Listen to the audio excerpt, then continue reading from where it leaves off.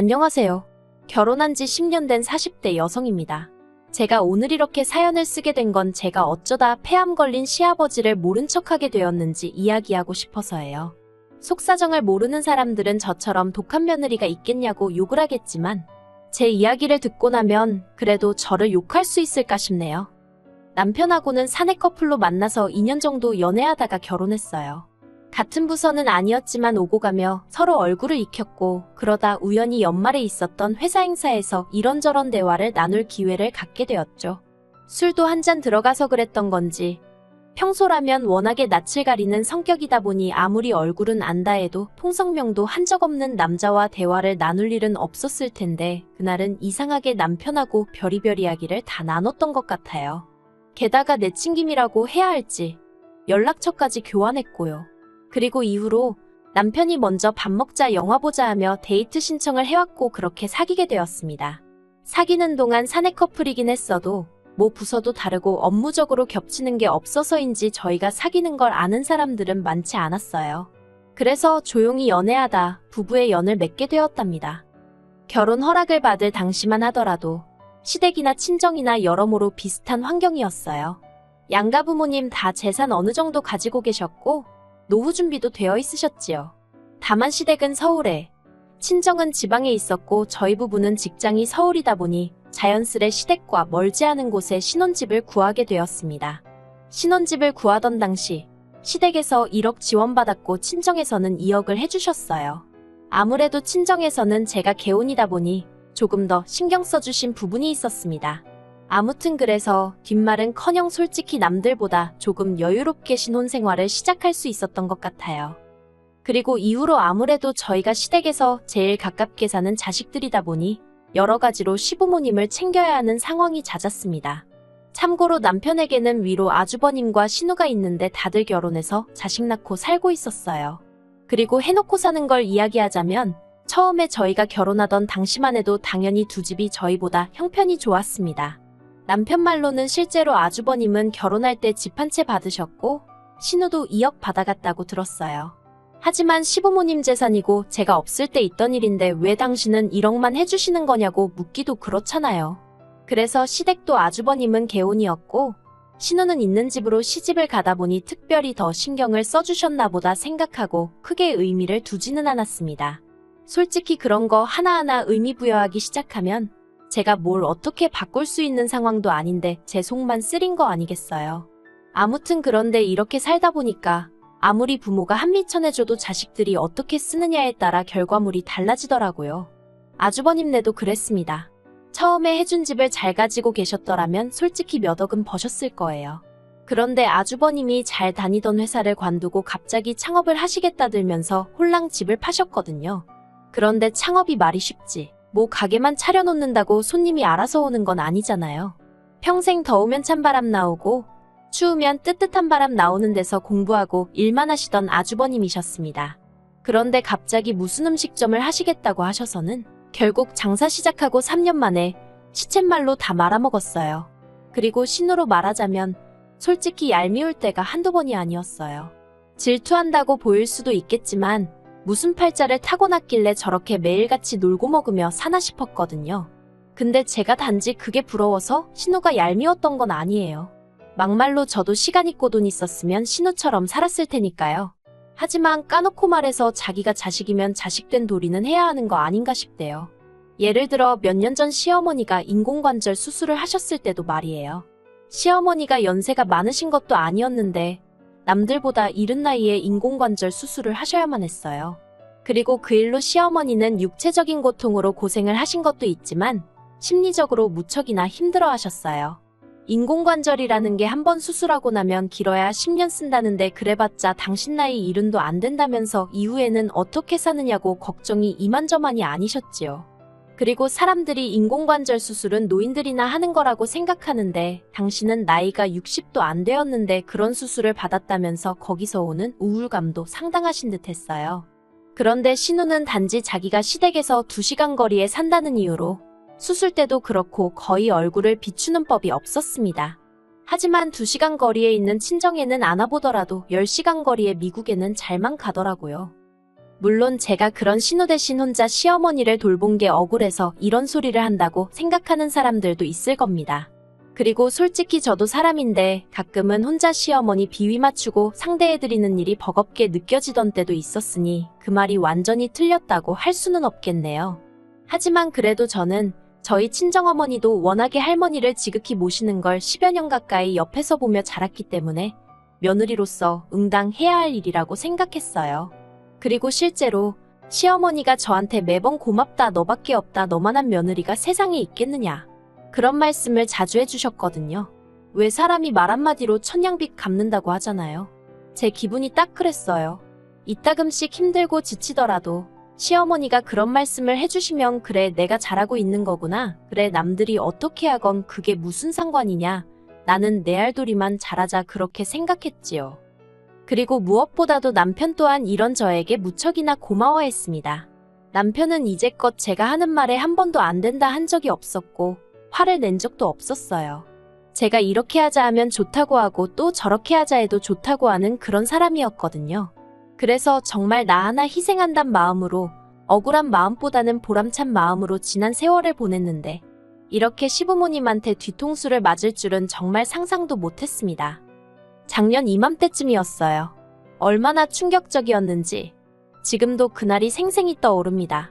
그날은 토요일 아침이었고 전날 저나 남편 둘 다 야근으로 늦게까지 일을 했던 탓에 늦잠을 자게 되었지요. 느지막이 일어나서 브런치나 해먹자며 소세지 굽고 계란 후라이를 하고 있는데 옆에서 커피를 내리던 남편이 정말 대수롭지 않다는 듯 저한테 자기 우리 부모님이 건물이랑 땅 있는 거 알지? 하고 말문을 열더군요. 그래서 제가 아는데 왜? 하고 대답했습니다. 그리고 이때까지도 그 뒤로 나올 내용은 조금도 예상하지 못하고 있었거든요. 그런데 남편이 그 재산 며칠 전에 형하고 누나 앞으로 증여해 주셨대. 그러는 거예요. 솔직히 제가 평소에 시부모님 재산을 생각하면서 무슨 꿈을 꾸고 있었다던가 그런 일은 결코 없었습니다. 하지만 그 이야기를 들으니 순간 당황스럽더라고요. 그래서 아주버님하고 형님만 하고 되물었어요. 그랬더니 남편이 한다는 말이 응형은 장남이고 누나는 하나뿐인 딸이라서 그렇게 해주셨다네 하는 거예요. 그래서 제가 남편더러 당신은 아무렇지도 않냐고 물었습니다. 그랬더니 남편이 자기는 전혀 상관없다나요. 사실 저희 남편이 워낙에 욕심 없는 성격이긴 해요. 그리고 지난 몇 년 동안 상황이 많이 달라져서 결혼 초와는 달리 아주버님에 비해서는 저희가 월등히 잘 사는 상황이었고 신혼해야 워낙 그쪽 시댁의 재산이 있으니 저희와 비할 것은 아니었지만 그렇게 치자면 저도 친정부모님 상황이 나쁘지만은 않았으니까 솔직히 속된 말로 딸릴 건 없다고 생각했지요. 하지만 그것과는 별개로 그간 저한테 정말 미주알 고주알 다 이야기하시던 시어머니가 그런 이야기는 쏙 빼놓고 안 하셨다는 것도 서운했고 제가 그간 시부모님께 어떻게 해드렸는데 하는 생각을 하니까 너무 섭섭하더라고요.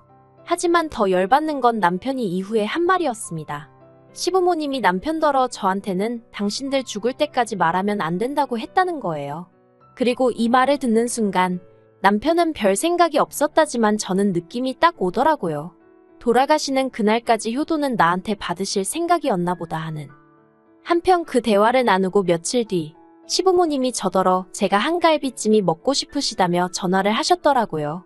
그래서 그럼 자리 한번 만들어서 밥도 먹으며 말을 해봐야겠다 싶었습니다. 그렇게 저희 집에서 저녁 식사 자리가 만들어졌고 남편은 시부모님께 티내지 말라고 했지만 저는 도무지 모른 척 넘어갈 수가 없었기에 유산 이야기를 꺼냈어요. 그런데 제 말의 요지는 왜 저희는 안 주셨냐가 아니라 왜 저한테는 숨기셨냐였거든요.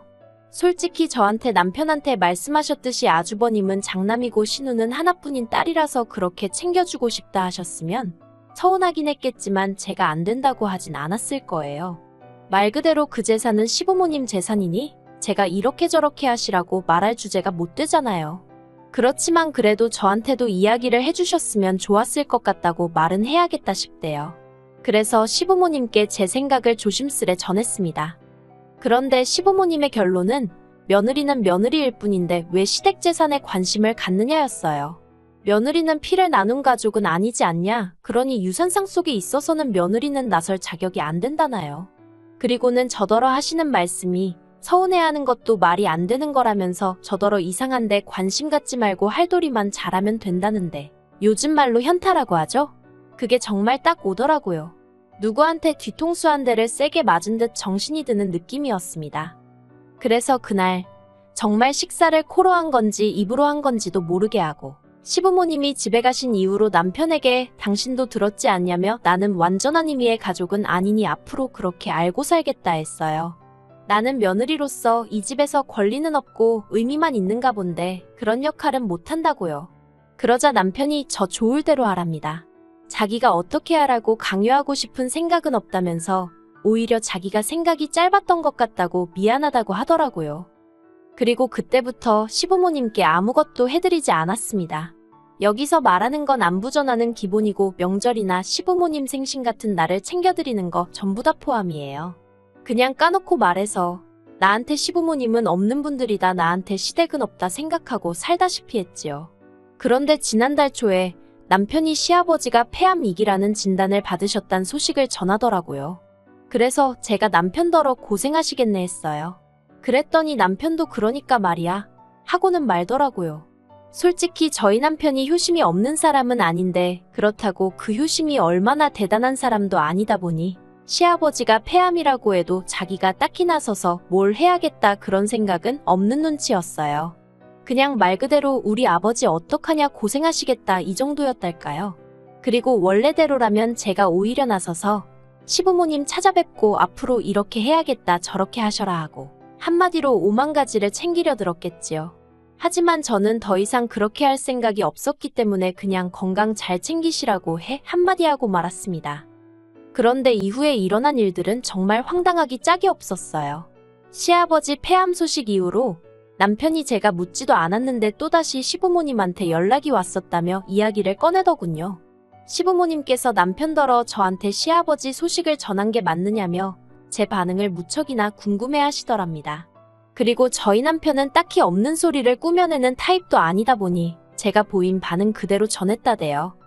시부모님은 제 어떤 반응을 기대하셨던 걸까요?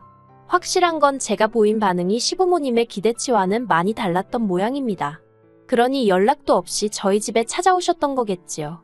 예상치 못한 방문이었지만 그래도 문 밖에 서 계시게 할 수도 그렇다고 그대로 돌려보낼 수도 없어서 일단 현관을 열어드렸습니다.